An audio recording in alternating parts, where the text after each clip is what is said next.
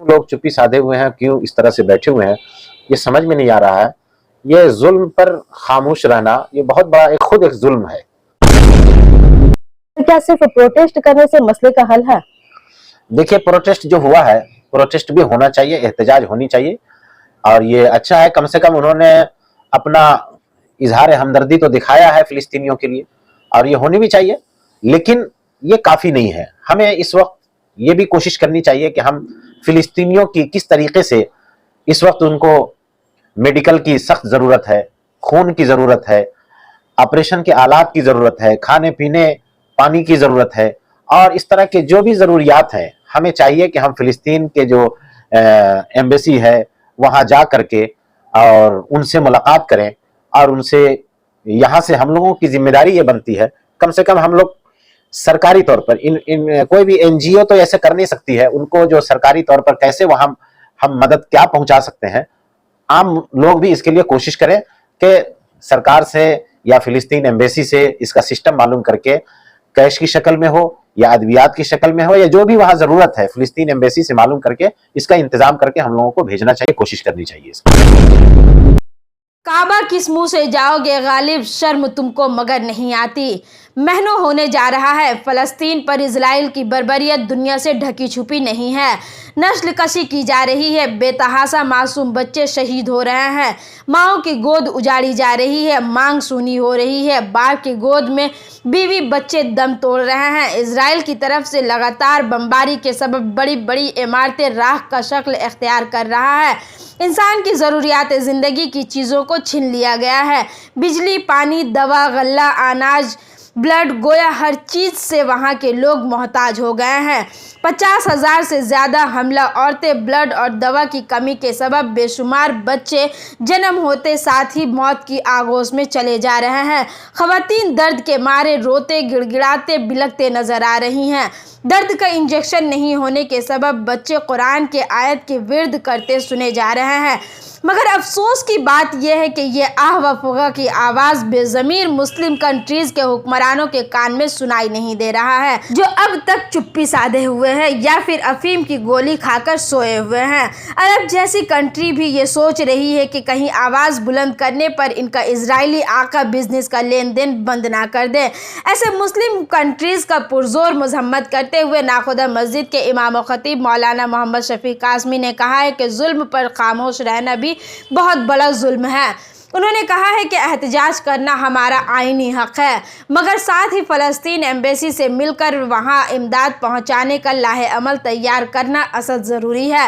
All India मिली council बहुत जल्द फ़लस्तीन embassy से मिलकर इस पर अमली जामा पहनाने की कोशिश करेगी। आइए सुनते हैं मौलाना मोहम्मद शफी कासमी ने क्या कुछ कहा। बिस्मिल्लाहिर्रहमानिर्रहीम।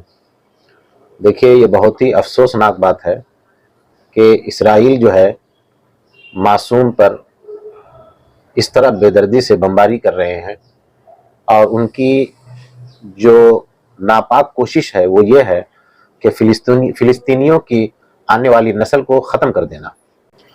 और इस वक्त जो बड़ी ताकतें हैं फिलिस्तीन को सपोर्ट कर रही है, कुछ इसराइल को सपोर्ट कर रही है, लेकिन कुछ समझ में नहीं आ रहा है कि एक तरफा जो है इसराइल बमबारी करके फिलिस्तीनियों की नस्ल कुशी कर रही है।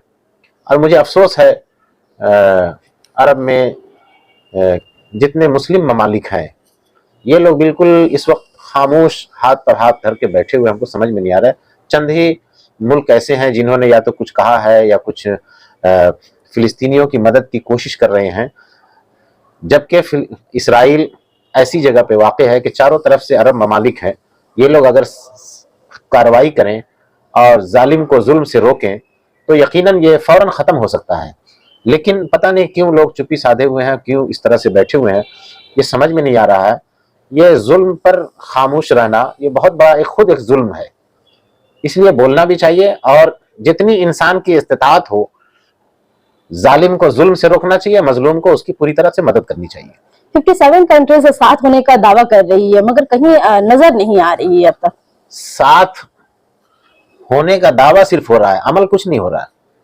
अमल होनी चाहिए और मजलूम को इंसाफ मिलना चाहिए, जालिम को जुल्म से रोकना चाहिए। दुनिया में ये जो यूएनओ बना है ये क्यों बना है?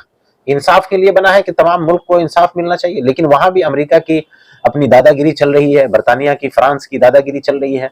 अब वो लोग उसको अपने कंट्रोल में कर रखा है, कुछ नहीं कर रहे हैं और मुसलमानों पर यकतरफा जो है जुल्म ज्यादती हो रही है। ये बहुत अफसोसनाक बात है। हम तमाम दुनिया के तमाम ममालिक से ये अपील करते हैं कि इस वक्त आप फिलिस्तीन की मदद करें और इसराइल को जुल्म करने से रोकें और फिलिस्तीन को मुकम्मल एक आज़ाद और खुद मुख्तार रियासत बनाया जाए। चूंकि इसराइल जो है खुद ये काबिज कौम है, 1947 से पहले जो है फिलिस्तीनियों ने इनको मदद दिया था, ये शरणार्थी थे, लेकिन अब जो है जिनको पनाह दिया गया वही जो है उस जगह को कब्जा करके जिन्होंने पनाह दिया उनको अब वहां से खाली करना चाहते हैं, उनको मार रहे हैं, उन पर जुल्म ज्यादती कर रहे हैं। हिंदुस्तान में 40 करोड़ मुसलमानों की आबादी है, मगर 40 करोड़ में किसी ने भी अब तक अमली जामा पहनाते नजर नहीं आ रहे हैं। देखिए, हमारी दुआ है कि अल्लाह ताला लोगों के दिलों में ये बात डाले और लोग इसके लिए कोशिश करें। और इस सिलसिले में हम लोगों ने राब्ता करने की कोशिश की है। हमारा एक वफ्द जो है ऑल इंडिया मिल्ली काउंसिल का एक वफ्द जो है फिलिस्तीन एम्बेसी में जा रहा है और इंशाअल्लाह उनसे जब बात हो जाएगी तो हम लोग भी कोशिश करेंगे कि कैसे उनको फिलिस्तीन के लोगों को इमदाद पहुंचाया जा सके। इसके लिए हम लोग भी इंशाअल्लाह जद्दोजहद करेंगे और हम तमाम मुसलमानों से भी अपील करते हैं कि इस वक्त इसकी कोशिश की जाए।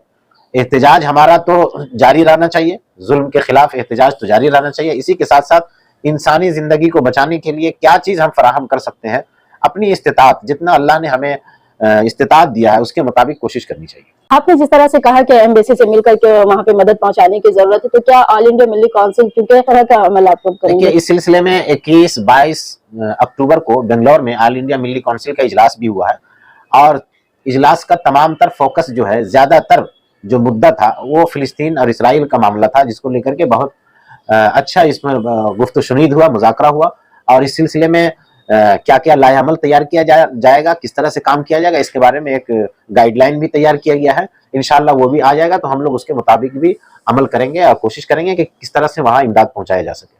शहर कोलकाता में बंगाल की बात की जाए तो तकरीबन 40% मुसलमानों की आबादी है, मगर इसमें भी जो जहाँ प्रोटेस्ट हो रहा है वो भी ले रहा है, उसमें भी गुटबाजी हो गई है, वो भी एक पॉकेट की तरह हो रहा है। क्या इस तरह से प्रोटेस्ट करने से मसले का हल है?